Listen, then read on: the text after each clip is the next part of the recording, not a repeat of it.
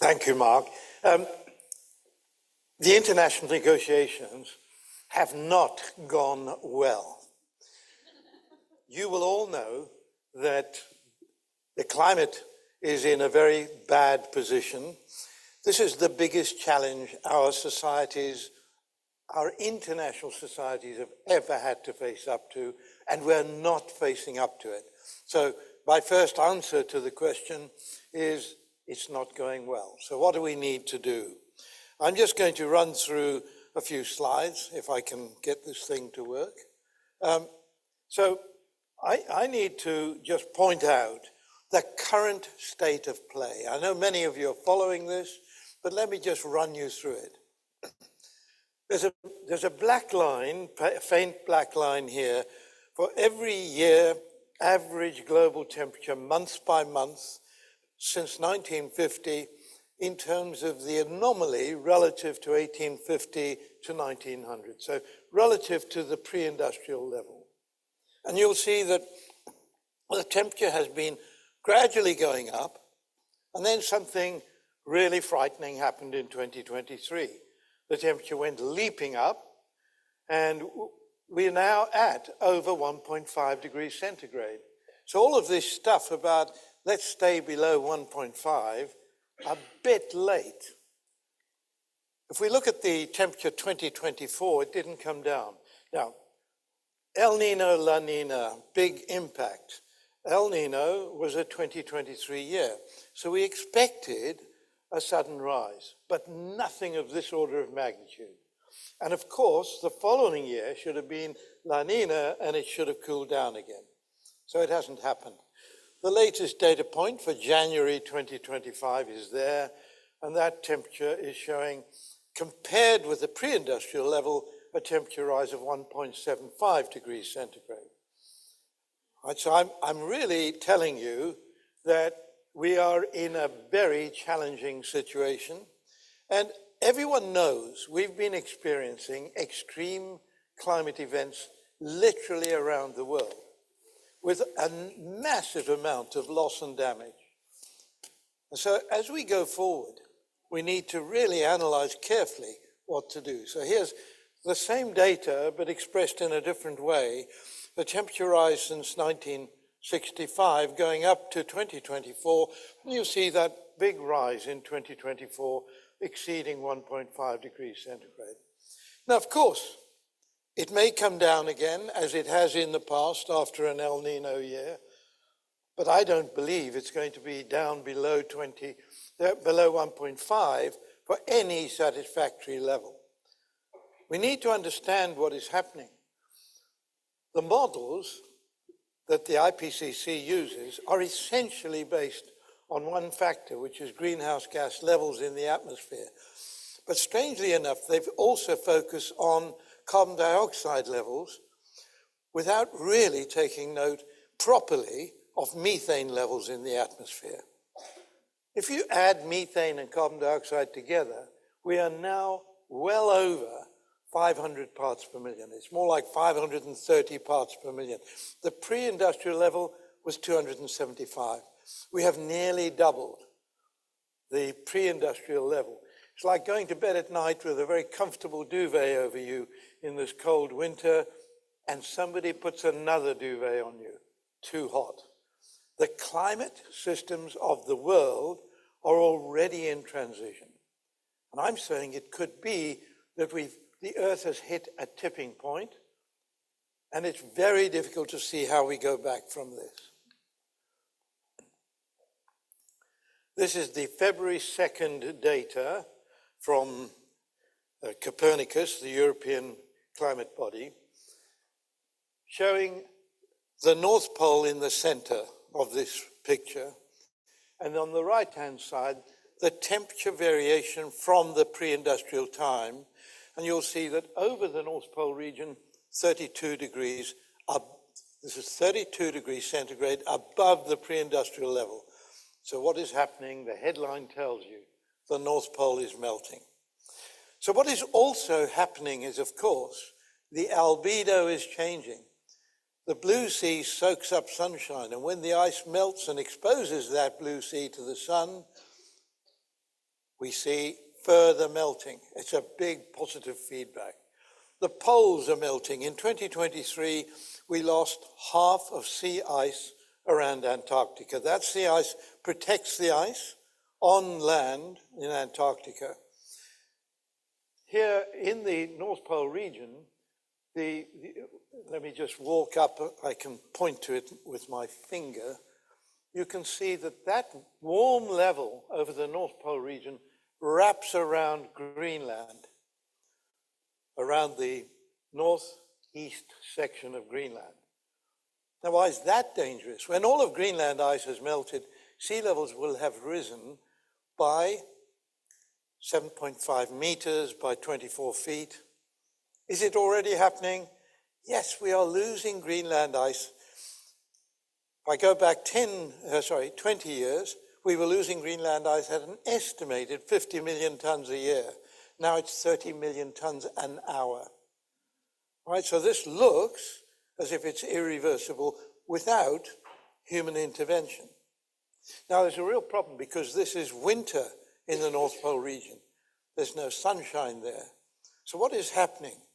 The warm sea, the ocean, surface ocean temperatures have been rising dramatically, matching what I've just shown for the air temperatures, and that warm water coming up into the North Pole region is now a big feedback in terms of melting ice.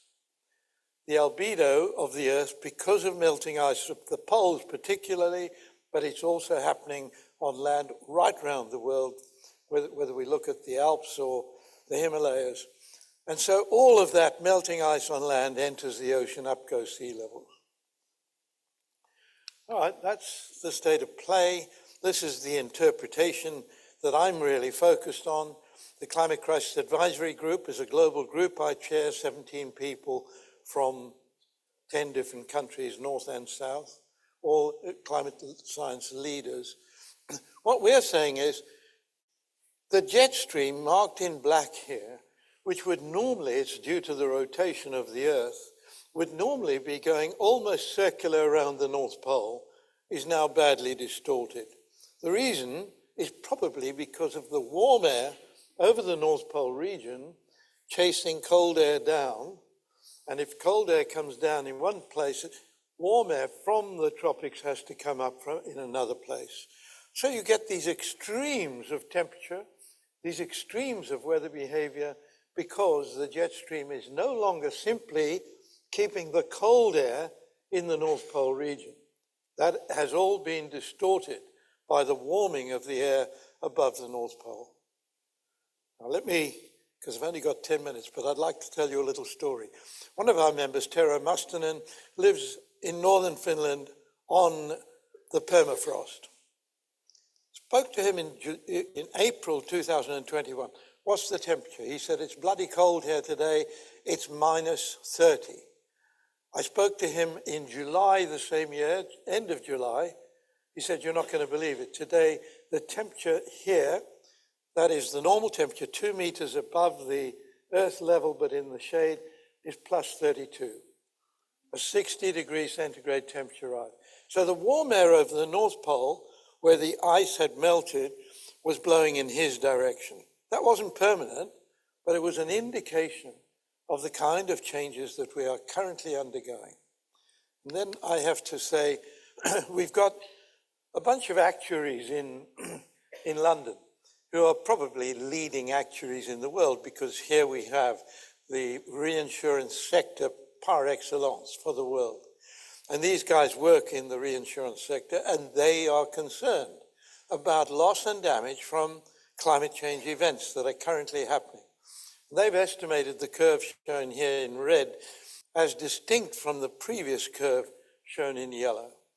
And the red curve is showing as error margins in their calculations that even by mid-century, in 25 years, we're going to see loss and damage of our GDP. This isn't GDP per annum.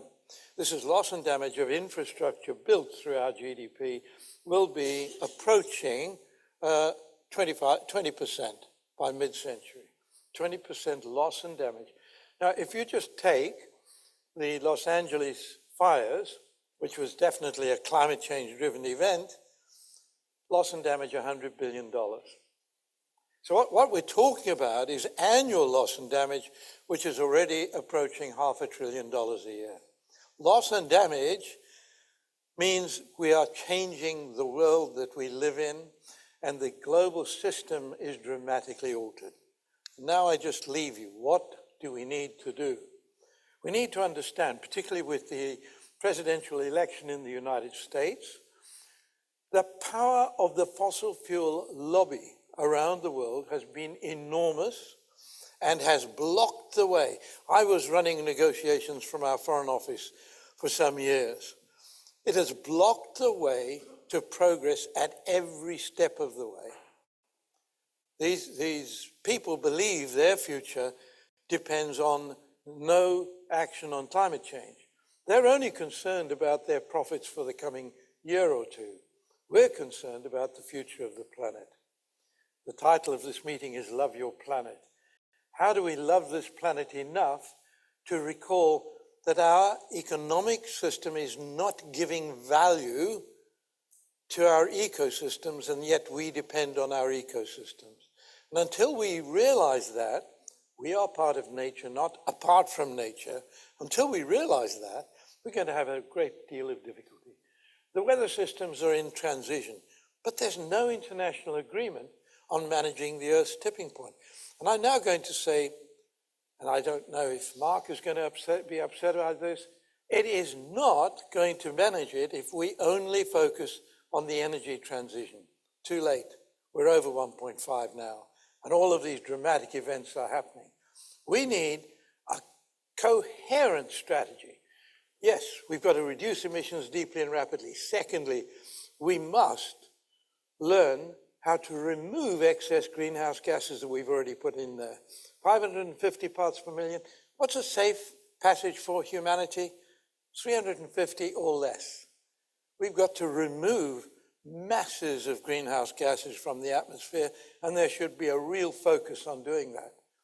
The third R, this is reduce, remove, and the third R is repair those parts of the climate system that appear to be tipping. How do we cool the North Pole region so that ice that is formed, and hopefully as the winter proceeds in the North Pole region, ice will again form over the sea, that we keep that during the polar summer months by reflecting sunlight away from that region. And the fourth R is equally important, resilience.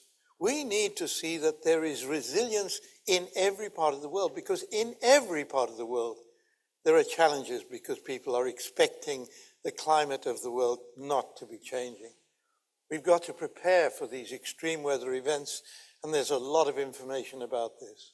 So what I'm really saying is we need big commitments. The UK commitment in Azerbaijan was 81% reduction by 2035. That came from our Prime Minister in the best speech of all. And I'm just going to say, I am now working with Chinese roving climate ambassador. I was in Beijing in October. I'm working with countries around the world who are willing to follow suit and make equivalent commitments going forward in time. But we've got a very big job to do, and we need everyone to pull along on this passageway. Thank you.